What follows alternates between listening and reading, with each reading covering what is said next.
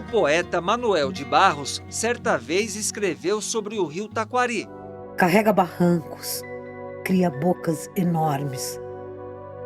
Vaza por elas, cava e recava novos leitos. E invade em estendal imprevisível as terras do Pantanal. O rio Taquari hoje não é o mesmo descrito pelo poeta. E ao longo desta reportagem você vai entender o porquê. Primeiro vamos situar onde fica este rio. Ele nasce no extremo sul de Mato Grosso, região de Planalto. Atravessa todo o estado de Mato Grosso do Sul, onde adentra a região de planície. São 800 quilômetros. O rio é conhecido como a princesa do Pantanal. Mas a partir da década de 70, a situação começou a mudar. E tudo teve início na região de Planalto, na nascente do rio, que teve um desmatamento desenfreado. E existe ainda um segundo fator. O segundo fator antrópico é o uso do solo, né? Essas áreas foram usadas basicamente como pecuária extensiva, e ao longo do tempo, solos pobres, sem reposição de nutrientes, né? Com 30, 40 anos de pecuária, de pastagem, essas pastagens vão se degradando. Então essas pastagens acabaram se degradando, e as pastagens degradadas, ela não permite que a gente tenha a absorção de água. Então a água não é absorvida, ela desce a ladeira, né? E ganha energia, e aí sim forma erosões muito intensas. E aí os sedimentos dessas erosões vão para o rio. Exatamente, os sedimentos dessa erosão, você cava um buraco aqui e enche o leito do rio lá abaixo, né?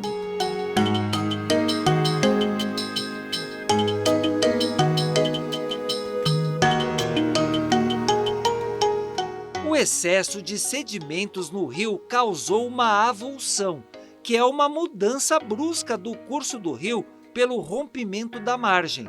Popularmente, isso é conhecido como arrombado. O grande arrombado, que é o arrombado do Caronal, o maior deles, né, foi bastante impactante, porque ele chegou a inundar uma área, fazer uma lâmina d'água de 650 mil hectares. Isso, o auge teve em torno dos anos 2005, 2006, foi o auge de inundação dele. Hoje a gente consegue ver isso bem pelos mapas de água do Map Biomas, né? Hoje não, hoje ele já restringiu bastante porque o Pantanal está seco, né? Então está em torno de 350, 370 mil hectares de lâmina d'água. Mas você imagina, toda essa área foi inundada permanentemente e aí se perdeu aí uma quantidade imensa de árvores, né? A gente pode ver algumas imagens no filme, aquele paliteiro, né, que são as árvores secas, parece um cemitério de árvores, é uma coisa muito impactante quando você anda por lá, né? E onde tinham essas árvores também tinham pastagens, tinham fazendas, era uma região extremamente produtiva, tinha muito gado, fazendas muito boas, foram totalmente perdidas, abandonadas, foram mais de 100 fazendas que foram afetadas, mas assim, que perderam, realmente tiveram que abandonar cerca de 40 e poucas fazendas, né? E comunidades também foram perdidas, saíram de lá, então pessoas perderam suas áreas, perderam seus empregos, comunidades desapareceram. E pelo outro lado o rio secou, né? Onde o rio inundou, o outro secou. Então comunidades ribeirinhas que ficaram sem o rio na porta de casa, né? Os pesquisadores estiveram no arrombado do Caronal, que fica no município de Coxim. Algumas horas depois de deixar o porto de Coxim e cruzar a Serra de Maracaju, chegamos a um dos pontos mais importantes do trajeto, a região do Caronal, onde está a maior avulsão do rio Taquari. Quando eu comecei aqui, o Taquari ainda existia, o rio. Então o rio puxava um pouco dessa água. Mas foi indo, o rio foi acabando e foi aumentando a água para cá. Porque o Pantanal, na época que existia o Taquari, ele alagava. Por isso ele chama Pantanal. Porque era no período chuvoso de janeiro a maio. Quando chegava meio de agosto, você andava a cavalo, aí estava seco. Aí essa água que entrava aí alimentava o Pantanal. As matas, os ipê, tudo soltava flor e fruto por essa época, já caía numa terra seca para brotar. E aí o que não foi com esse desastre, foi acontecendo, as árvores davam fruto, cair dentro d'água. Pelo conhecimento, falei, essa água só avança, vai matar tudo essa mata. Né? Os animais desaparecendo, porco, capivara, e os meus vizinhos indo embora, né? Os ribeirinhos que resistiram à enchente permanente provocada pelo arrombado fizeram uma espécie de dique com sacos de areia.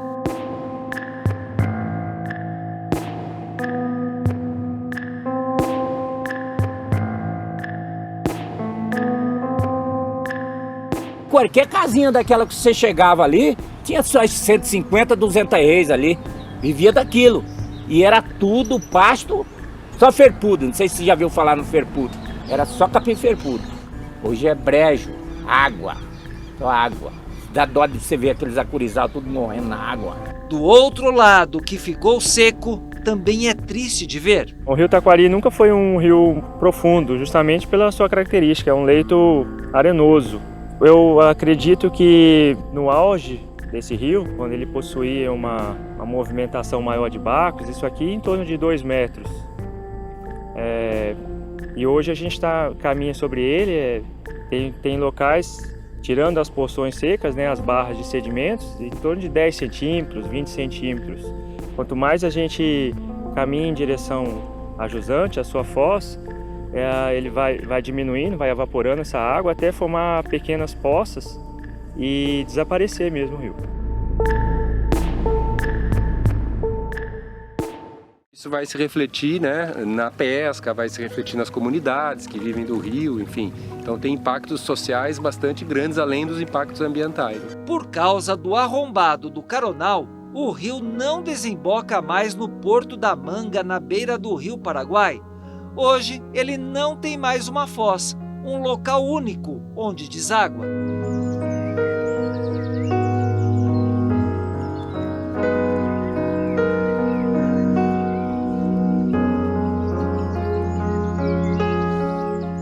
Você viu que o assoreamento do rio Taquari trouxe prejuízo para a natureza e para o homem do campo.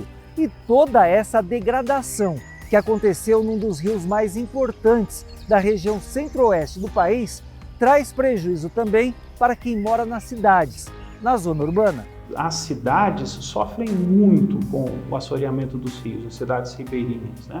O Pantanal tem poucas cidades, mas as outras cidades no Planalto, por exemplo, Coxim, as cidades que estão ao longo do rio Taquari, dos seus tributários, e não é só o Taquari e os seus tributários não, tá? O assoreamento é um problema de vários rios do Brasil. O São Francisco é clássico, o assoreamento de São Francisco. Então, isso causa, você imagina, o leito do rio está cheio de sedimentos. Vem a enchente, o que acontece com a água? Invade as casas, invade, né, e vai afetar a vida das pessoas que moram nas cidades também.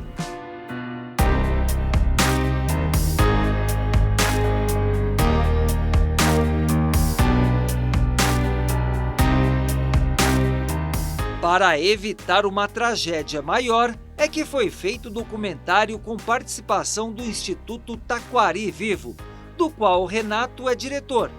Ele e o grupo de pesquisadores que estudaram e percorreram o rio Taquari apresentaram as soluções. Nós temos tecnologias de sobra, a Embrapa tem tecnologias de sobra, as universidades, de produzir de forma sustentável. O que nós estamos fazendo, o que o Instituto está investindo, é em levar até o produtor dessa região técnicas para controle de erosão, controle de fazer as suas estruturas, terraços, realocação de terras, etc., mas também de aprimorar as técnicas de uso da pecuária. E com isso você ter melhor produção. E é interessante, sabe o que é interessante nesse processo? Que ao mesmo tempo que você melhora para o meio ambiente, você melhora para a contenção do processo erosivo e degradação do Pantanal, você melhora a produtividade, a renda e a vida desses produtores que estão lá. Então é um ganha-ganha. O documentário Um Rio Desbocado leva o nome do poema de Manuel de Barros. O documentário é um pedido de socorro para salvar o que ainda restou do rio Taquari e para manter a união meio ambiente e ser humano. porque neste caso, o que Deus criou, o homem conseguiu separar.